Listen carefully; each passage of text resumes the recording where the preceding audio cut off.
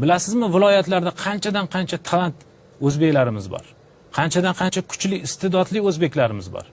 Nimaga ularga yo'l berishmaydi? Nimaga palonchi Pistonchiyevning o'g'li yoki kechirasiz o'shani o'ynash qo'shiq aytish kerak? Bu dahshat emasmi?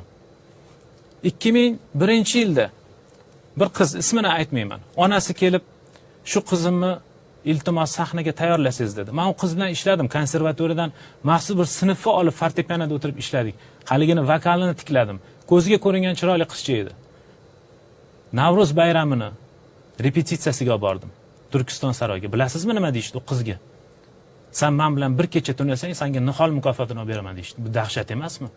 Mana shu holatni hozir ko'pchilik biladi deb o'ylaysizmi? Shu narsa haqida gapirilmaydi negadir? Ko'pchilik biladi, lekin gapirishga qo'rqadi. Qo'rqsin. Ularning o'zini zihniyati. Men qo'rqmayman. Nimadan qo'rqishim kerak?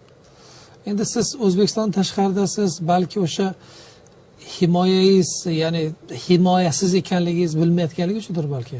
Men O'zbekistonning ichkarisiga ham kirib gapirganman. Sizga boya aytganimda 2011-yil Ozodlikka intervyu berib, O'zbekistondan chiqib ketdi degan sarlavhada o'zingizlar qo'ygansizlar. O'sha intervyudan keyin yana qaytib kelganman O'zbekistonga. 4 yil O'zbekistonda yashadim. Nima qilishdi? Bitta ham joyga ishga olishmadi. Uspenskiy maktabiga kirdim, haydaldim. 28-musiqiy maktabga kirdim, haydaldim. Sababini gapirishmaydi. Madaniyat vazirining oldiga necha marta kiraman dedim, eshigini ochmadi. Nima qilish kerak? Uyda vakuumda o'tirdim. Hatto ishlattirishmadi.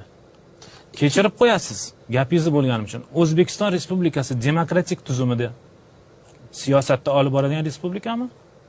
Tabiiyki shunaqa. O'zbekiston Respublikasini oliy maqomi qomusi nima? Konstitutsiyami? Konstitutsiya. Konstitutsiyaning eng 6 moddasida nima deb yozilgan? Eng asosiy 6 moddasida har bitta O'zbekiston fuqarosi o'zini fikr erkinligiga ega, so'z erkinligiga ega deb yozilganmi? Yozilgan. Nimaga men fikr erkinligimni, so'z erkinligimni gapira olmayman? Nega gapirsam meni bunaqa tarzda bekitishadi? Oxiri majbur bo'ldim. Ishonasizmi? 2015-yil, 2014-yil kechirasiz, noyabr oyida O'zbeknavoga meni chaqirib, Abdulaziz, harakating befoyda. Undan ko'ra chet elga ketib, ochiqdan ochiq gapirishgandan keyin nima qilishim kerak edi? Ochiqdan ochiq meni vatanimdan haydashgandan keyin nima qilishim kerak edi? Ketishga majbur bo'ldimmi? Majbur bo'ldim. Men ketganimdan keyin O'zbekiston Respublikasini bir og'iz yomonladimmi? Siyosatini yomonladimmi? Prezidentini yomonladimmi? Gapirsin o'sha dushmanlarim. Bir og'iz hech kim yomonlaganim yo'q. Xalqni ham yomonlaganim yo'q. Lekin hukumatdagi ba'zi bir mansabdorlar nima qilishdi? Men Turkiya vatandoshligini olganimdan keyin meni ota-onamni nafaqalarini kesib tashdimi? Kesib tashashdi.